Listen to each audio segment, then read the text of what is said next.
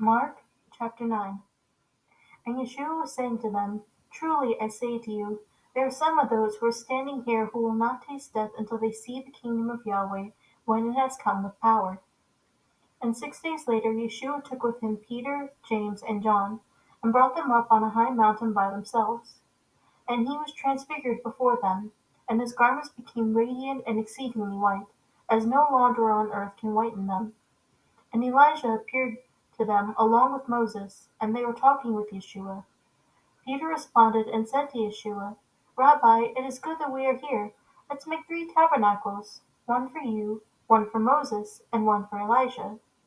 For he did not know how to reply, for they became terrified. Then a cloud formed, overshadowing them, and a voice came out of the cloud. This is my beloved Son. Listen to him. And suddenly they looked around and saw no one with them any more, except Yeshua alone. As they were coming down from the mountain, he gave them orders not to relate to anyone what they had seen, until the Son of Man rose from the dead. They seized upon that statement, discussing with one another what rising from the dead meant. And they asked him, saying, Why is it that the scribes say that Elijah must come first? And he said to them, Elijah does come first, and he restores all things. And yet how is it written of the Son of Man that he will suffer many things and be treated with contempt? But I say to you that Elijah has indeed come, and they did to him whatever they wanted, just as it was written of him. And when they came back to the other disciples, they saw a large crowd around them, and some scribes arguing with them. Immediately, when the entire crowd saw him, they were amazed and began running up to greet him. And he asked them, What are you disputing with them? And one person from the crowd answered him, Teacher, I brought you my son, because he has a spirit that makes him unable to speak. And whenever it seizes him, it slams him to the ground, and he foams at the mouth and grinds his teeth and becomes stiff. And I told your disciples that they would cast it out, but they could not do it. And he answered them and said, O unbelieving generation, how long shall I be with you? How long shall I put up with you? Bring him to me. And they brought the boy to him. When he saw him, the spirit immediately threw him into convulsions, and falling to the ground, he began rolling around and foaming at the mouth. And he asked his father, How long has this been happening to him?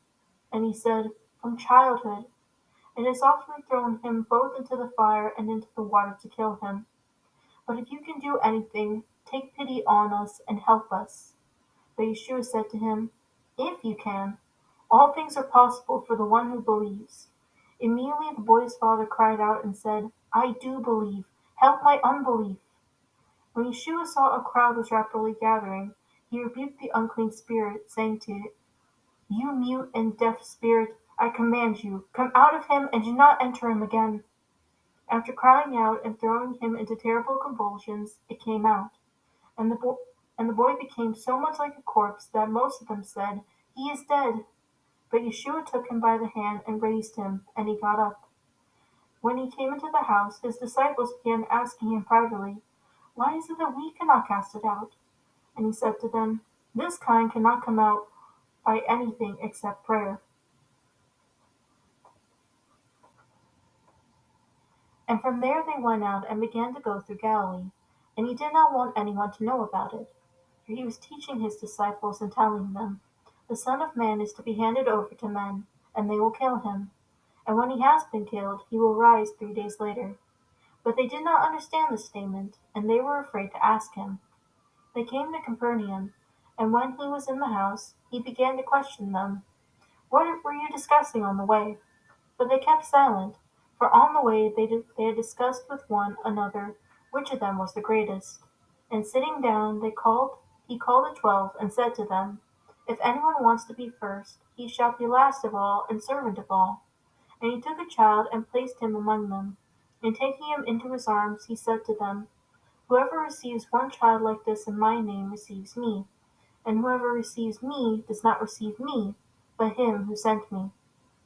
John said to him, Teacher, we saw someone casting out demons in your name, and we tried to prevent him because he was not following us.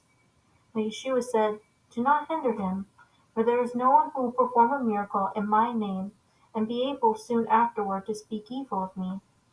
For the one who is not against us is for us. For whoever gives you a cup of water to drink because of your name as followers of the Messiah, truly I say to you, he shall by no means lose his reward. Whoever causes one of these little ones who believes in me to sin, it is better for him if a heavy millstone is hung around his neck and he is thrown into the sea. And if your hand causes you to sin, cut it off. It is better for you to enter life maimed, than having your two hands to go into hell, into the unquenchable fire. And if your foot is causing you to sin, cut it off.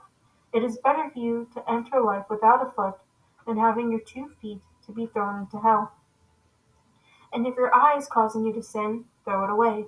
It is better for you to enter the kingdom of Yahweh with one eye, than having 2 eyes to be thrown into hell, where their worm does not die, and fire is not extinguished. For everyone will be salted with fire. Salt is good, but if salt has become unsalty, with what will you make it salty again? Have salt in yourselves, and be at peace with one another.